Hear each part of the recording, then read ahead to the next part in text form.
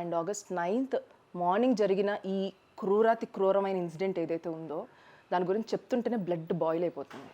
కోల్కతా హాస్పిటల్లో rape and murder చేసి చంపేశారు.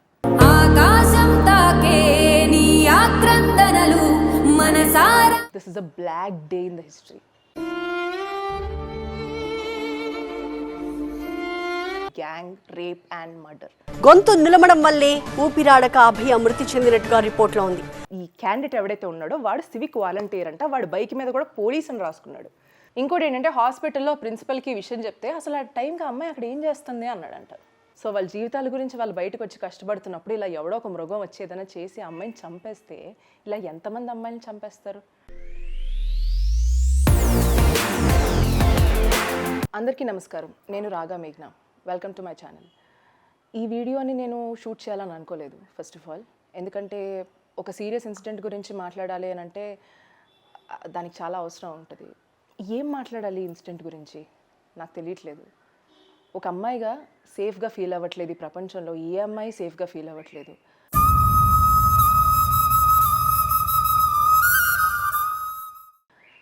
లైఫ్ బాగుంటుందేమో, లైఫ్లో ఏదైనా సాధిద్దామని ఒక ఫ్యామిలీ నుంచి వాళ్ళు పక్కకు వచ్చి, అంటే ఒక డాక్టర్ చదువుకొని కష్టపడి ఒక పొజిషన్కి వచ్చి ఫైనల్గా డాక్టర్ అయ్యి ఇంత కష్టపడిన ఒక అమ్మాయి డాక్టర్ మౌమిత కోల్కతా హాస్పిటల్లో రేప్ అండ్ మర్డర్ చేసి చంపేశారు.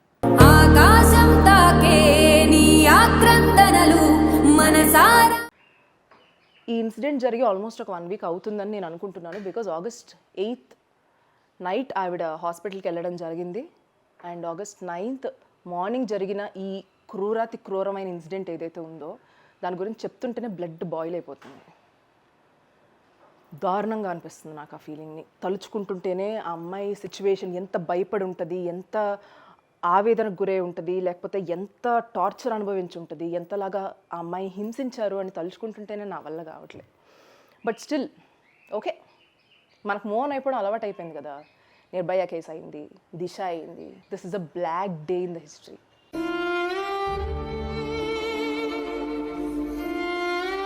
ఒక బ్లాక్ డే కాదు, one of the black day. ఎందుకంటే ఇన్ని ఇన్సిడెంట్స్ జరిగిన ప్రతి ఒక్క డేని బ్లాక్ డే లాగా పరిగణించాలి. ఇన్సిడెంట్ జరిగిన తర్వాత చాలామంది, ఇప్పుడు మీరు టీవీ ఆన్ చేస్తే బోల్డ్ మంది డాక్టర్స్ ర్యాలీలు చేస్తున్నారు. Not just Kolkata, Delhi, Chennai, Hyderabad, Vizag, every place. It is not about a doctor. Only doctor అనే పర్సన్ నేను హైలైట్ చేయట్లేదండి, ఒక అమ్మాయి అనే పర్సన్ని హైలైట్ చేస్తున్నాను. నాకు ఒకటి అర్థం కావట్లేదు. సొసైటీ మారిపోవాలి, లేకపోతే జనాలు మారిపోవాలి, ఇండియా మారిపోవాలి, fine, all the statements are true. But నువ్వు మారుతున్నావా? నీ ఫ్యామిలీ మారుతుందా? నీ సొసైటీని నువ్వు మార్చుకోగలుగుతున్నావా? లేదు. మన ఇంట్లో మనం ఎవరిని మార్చాం, మన సొసైటీ గురించి మనకు అవసరం లేదు. బట్ ఏదో మార్పు జరిగిపోవాలి, ఏదో మార్పు రావాలి. ఎలా వస్తుంది మార్పు? నీతోనే కదా రావాలి. ఆగస్ట్ 15th ఇండిపెండెన్స్ డే అని చెప్పి చాలామంది ఇండిపెండెన్స్ డేని సెలబ్రేట్ చేసుకున్నారు. గుడ్, ప్రతి ఇయర్ మనం సెలబ్రేట్ చేసుకుంటాం. I'm proud of India and I'm proud to be an Indian. But ఈ ఆగస్ట్ 15th ఎంత గ్రాండ్గా ఇండిపెండెన్స్ డే జరిగింది అని మీరు అనుకుంటున్నారు? చాలామంది డిప్రెషన్లో ఉన్నారు. బికాజ్ ఆ ఇన్సిడెంట్ అప్పుడే జరిగింది అండ్ దాని నుంచి బయటకు రాలేకపోతున్నారు ఎవరు. ఆగస్ట్ 15th ఇండిపెండెన్స్ డే రోజు నేను కనీసం ఇన్స్టాగ్రామ్లో పోస్ట్ చేయలేదు, నేనే కాదు చాలామంది పోస్ట్ చేయలేదు. Reason is this independence day అని లిటరల్లీ వాళ్ళు పోస్ట్ చేయడం జరిగింది.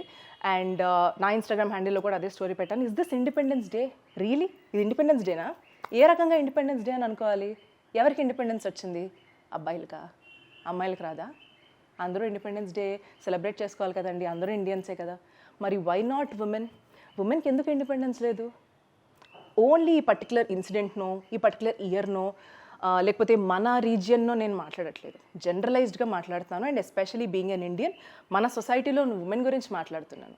సో బేసిక్గా చంపినోడు ఎవడంటే సంజయ్ రాయ్ అంటాడు పేరు. వాడు సివిక్ వాలంటీర్ అంట. సివిక్ వాలంటీర్ అంటే పోలీస్కి సంబంధించి, ట్రాఫిక్కి సంబంధించి, హాస్పిటల్స్కి సంబంధించి ఇట్లా డిఫరెంట్ సెక్టార్స్లో పోలీస్ రిలేటెడ్ డ్యూటీ చేసేటటువంటి ఒక సివిక్ వాలంటీర్. సో వాడికి ఏంటంటే హాస్పిటల్ ఎక్కడికి వెళ్ళిపోవాలన్నా పర్మిషన్ ఉంటుంది. సో అలాగే వెళ్ళాడు, అమ్మాయిని అన్యాయంగా రేప్ అండ్ మర్డర్ చేసి చంపేశాడు. అండ్ నాట్ జస్ట్ హిమ్, వాడు ఒక్కడే కాదు, చాలా మంది చంపేశారు. It's a gang rape and murder. గొంతు నిలమడం వల్లే ఊపిరాడక అభయ మృతి చెందినట్టుగా రిపోర్ట్లో ఉంది.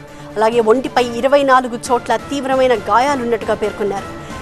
సో బేసిక్గా ఈ సంజయ్ రాయ్ అనేవాడి గురించి ఒక చండాలమైన బ్యాక్గ్రౌండ్ ఉంది. సో ఈ సంజయ్ రాయ్ అనేవాడు బేసిక్గా ఏంటంటే చాలా మంది అమ్మాయిల్ని వాడు పెళ్లి చేసుకొని వాడు మానసికంగా హింసించేస్తే వాళ్ళు టార్చర్ భరించలేక వీడితో డివోర్స్ అయిపోయారు అండ్ 4th వైఫ్ క్యాన్సర్తో చనిపోయింది.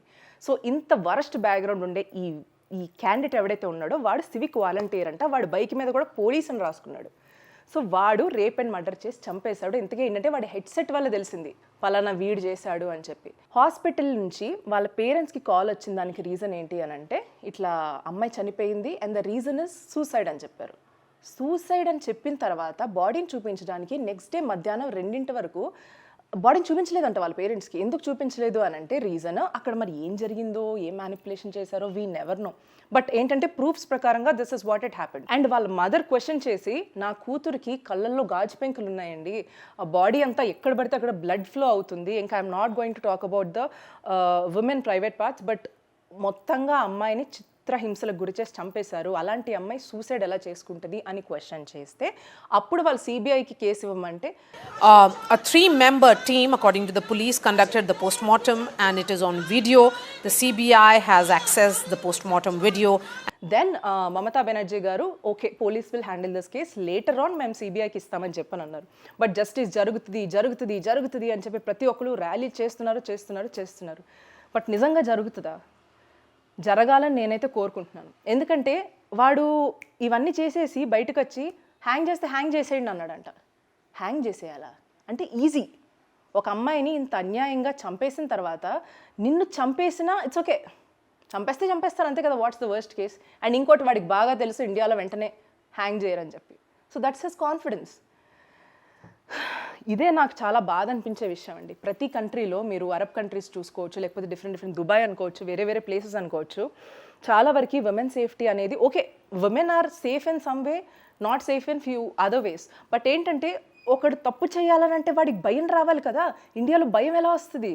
వాడికి ఏదైనా ఒక శిక్ష అనేది దారుణంగా పెడితే అప్పుడు, లేకపోతే ఇమ్మీడియట్గా వాడిని హ్యాంగ్ చేస్తే అప్పుడు కదా. సో అవన్నీ చేయనప్పుడు ఎవరికైనా ఉంటుంది. అండ్ ఇంకోటి ఏంటి అని అంటే ఇండియాలో చాలా రేప్స్ జరుగుతున్నాయి అండ్ పర్ డే 90+ రేప్స్ జరుగుతున్నాయి అంట, గంటకి 3. ఇంకోటి ఏంటంటే హాస్పిటల్లో ప్రిన్సిపల్కి ఈ విషయం చెప్తే అసలు ఆ టైంకి అమ్మాయి అక్కడ ఏం చేస్తుంది అన్నాడంట. అది అంత గొప్ప ప్రిన్సిపల్. ఆయనకు కూడా చాలా అద్భుతమైన బ్యాక్గ్రౌండ్స్ ఉన్నాయన్నమాట. So he is also one idiot. So ఏంటంటే దాని తర్వాత వాడు రిజైన్ చేసేసి వేరే హాస్పిటల్లో ప్రిన్సిపల్గా జాయిన్ అయిపోయాడంట. So we don't know what happened up next. But still ఇలాగేంటంటే సొసైటీలో ప్రతి ఒక్కరూ మనల్ని యూనో ఒక ఉమెన్ని ఏమంటారు బతకనివ్వకుండా చేస్తున్నారు అనమాట. అంతే, ఒక రెస్పాన్సిబిలిటీ లేని మనుషుల మధ్యలో బతుకుతున్నాం. And 50% of India's population is women. So ఉమెన్ని మీరు కాపాడుకోకపోతే ఇండియా ఎక్కడికి వెళ్తున్నట్టు? And yes, as I'm talking society గురించి మాట్లాడుతున్నాను, ఇంటి గురించి మాట్లాడుతున్నా. ఫస్ట్ ఆఫ్ ఆల్ ఏంటంటే మన ఫ్యామిలీలో స్టార్ట్ అవ్వాలి ఆ చేంజ్.